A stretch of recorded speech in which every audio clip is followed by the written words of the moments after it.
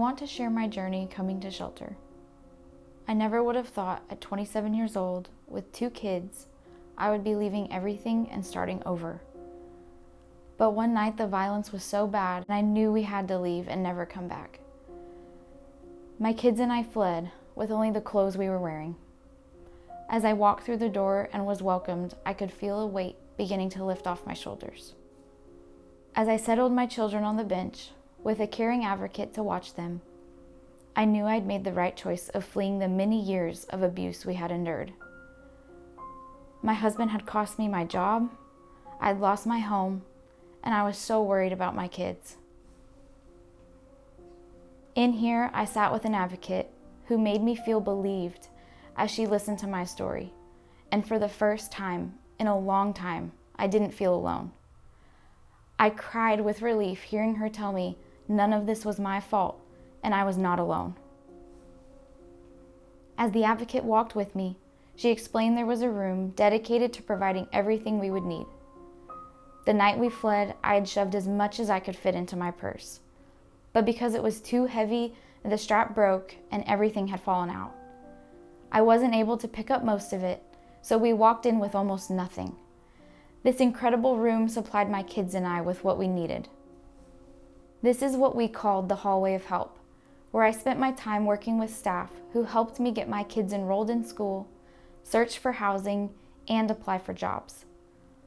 The case manager, counselors, and advocates were there to help me overcome every obstacle I had encountered and encouraged me to keep going when the challenges seemed impossible. I will never forget that first night walking down the hall and looking into the living room. I will always remember sitting and visiting with the other moms. We shared our experiences, both good and bad, and supported one another. Many times it was that sense of belonging that filled me with hope. As we continued through the next long hallway to our room, I can vividly remember the fear of the unknown. When I entered this room, I was hanging on to my faith that my children and I would be safe. This room became our refuge, where we could learn to trust and believe again. As I would watch my kids playing on the playground and laughing with their friends, it gave me that strength that empowered me to keep going and believe in myself again.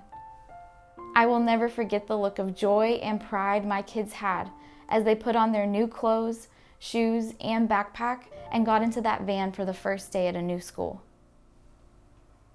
My daughter had fallen behind in school, but with the help of a wonderful volunteer, she was able to get caught up. The children's counselor provided play therapy to help my children cope with the trauma they had endured and learn to express their emotions. Here in the dining room, we enjoyed visiting with new friends and had wonderful home-cooked meals that Ada prepared daily. Every morning as the kids went to school, they would pick up a packed lunch that she lovingly prepared for every one of them. My last day here at the shelter, I was back at the door that I had first walked in.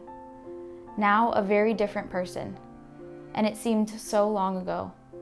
As my kids and I left through these doors for the last time, I had a great new job, a new apartment fully furnished by the Montgomery County Women's Center, and my kids were thriving in school. Today, we continue to see a counselor, and the legal department is assisting me with my divorce. Thank you doesn't seem enough to express the gratitude and appreciation we feel. We will never forget the help, love, and kindness we were shown at the Montgomery County Women's Center.